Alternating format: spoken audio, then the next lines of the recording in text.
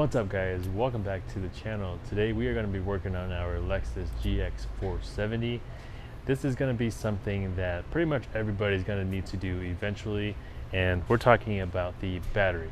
So currently it has the Lexus Battery in it. It's probably not the original one just because this is a 2008, so it would have been an extremely good battery if it was. But today we're going to show you guys what we're going to be using and a very good part that's going to be a really nice addition to it. So let's begin. So like we mentioned before, this is a Lexus Battery. This is the same size that you would normally get if you bought this brand new. So as you can see on top here, there is some battery acid that has leaked through the caps. That's one of the problems with these types of batteries, just because it's full of water. So these batteries have water in them, so when you take them off-road, the truck is normally not in its factory position. It's bouncing all over the place. It's going off camber, so battery tends to leak out. And also you can kind of see here on the terminals, especially the negative one, it has some corrosion on it. So we're going to clean that all up and swap this out. So first thing we need to do is grab a 10mm, just because this and this on the tie down is a 10, and then the battery terminals are 10 as well. So first we'll take off the battery terminal.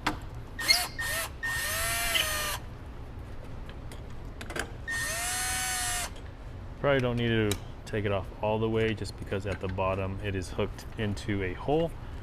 So just get it loose enough to a point you can take it out of the hole. Once it's out of the hole, you can go ahead and pull this up like this. And then we'll do the same for the other side. And then just unclip it if it is clipped on anything.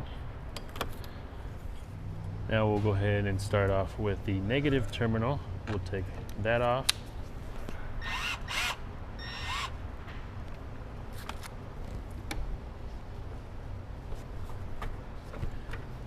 Set this a little bit off to the side.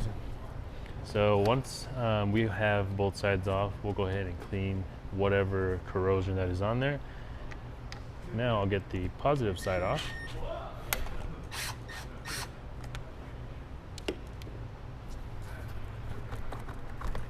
Wiggle that loose, move it off to the side, and then now we have room to pull the battery out. So here is the battery that came out of the GX. As you guys can see here, super dirty and just corroded. And if you guys are off-roading, this is what you'll see on the top, just battery acid everywhere. So when you guys are handling this, make sure you guys wear gloves, or else just wash your hands quickly after you guys handle it, just because that battery acid will eat away at your hand a little bit. So this is what we're going to be using. Obviously this is not a new battery. This is actually one from our 3rd gen Tacoma. So we had a dual battery setup just a few months ago, but we decided to get rid of it just because we saw that the Jackery had more use than the dual battery did. So we pulled the second battery out. So this is what we're working with here. This is what we're going to be putting in it. So obviously you guys can get the same size battery as the factory, but we decided to use this one, and you can go with a smaller size if you want to, as long as it has the same or more cold cranking amps. So this one here has 710 cold cranking amps, and then our Group 35, which is smaller, so you'll save some space under the engine bay, but it has more cold cranking amps. This one has 850 cold cranking amps, so definitely more than that one, even though it's smaller. This is a better battery just because it's a dry cell, and that one is just a standard using battery acid and water. So on top of that, we're going to be installing the Rago Fabrication battery tray. This is probably our favorite tray on the market, just because it's a full enclosure.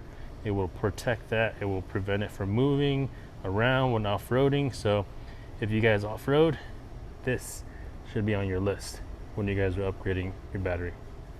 So now is a good time to clean your terminals, positive and negative, and anything that has corrosion on it.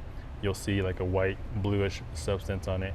What you want to clean that with is just like a wire brush, or you can use a cup, fill it with water and some baking soda, and it'll just start fizzing as soon as you put anything that has corrosion on it or battery acid on it, and it'll just clean it away and just scrub it off. So we'll just do that now, and these will be clean afterwards. So I wanted to show you guys something here. So I told you about the baking soda thing, but we don't have any here because we're at work. We got some baking soda at home, so if you guys are at home, use baking soda and water. But what I have here is a cup with some Coke, just straight up Coke. I wanted to test it out to see if it actually works yet, and it does. So as you guys can see here, it's foamy, and when you put it in, it goes crazy. When I first put it in, it went crazy, but you can see there, still fizzy. So I'm gonna let it sit. It's gonna eat away at the corrosion on the terminals, and then we'll take it out and see what it looks like.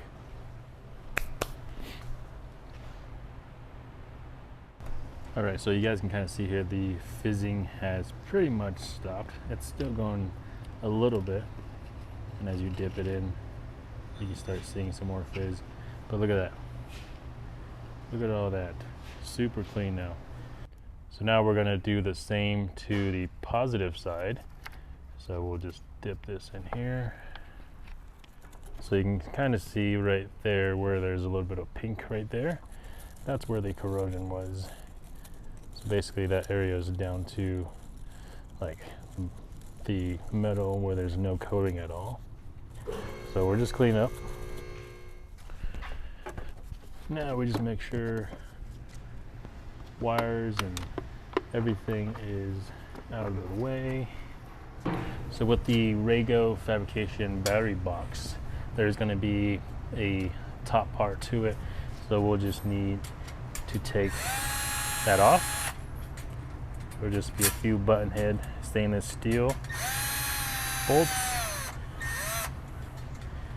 And then the whole tray itself is going to be aluminum, so there's going to be zero rust issues. So first, we'll remove the plastic tray that's on the bottom, since this is for the factory size. Then we'll put in the Rago box. Be careful not to touch the negative with the positive terminal, or else it'll spark and might blow a fuse.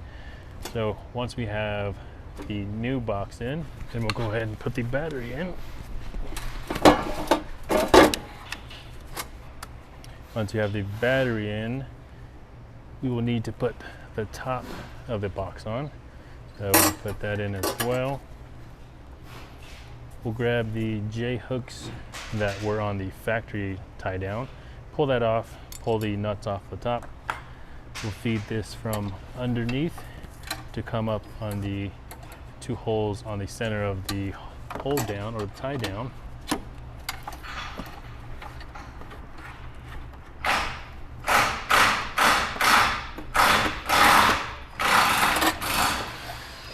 So it'll come up like so, and just put the nut on top so that way it doesn't fall through.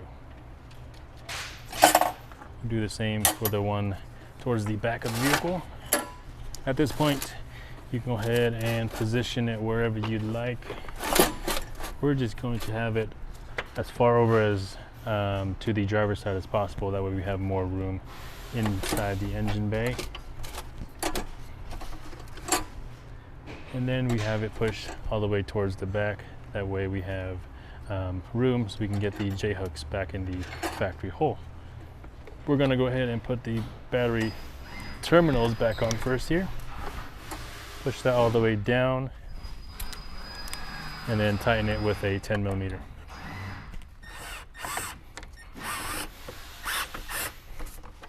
We'll do the same for the negative. Push it all the way down. As you can kind of see here, we put some felt on there, but it's not needed since this is not the same type of battery as the factory one. There's no water or anything in it, but since we had some laying around, we went ahead and added them. once you have tightened the terminals, make sure they're snug, they do not move. Now we can install the button head stainless steel bolts onto the top of the tray. Once you have the battery centered where you want it, go ahead and tighten those button heads down.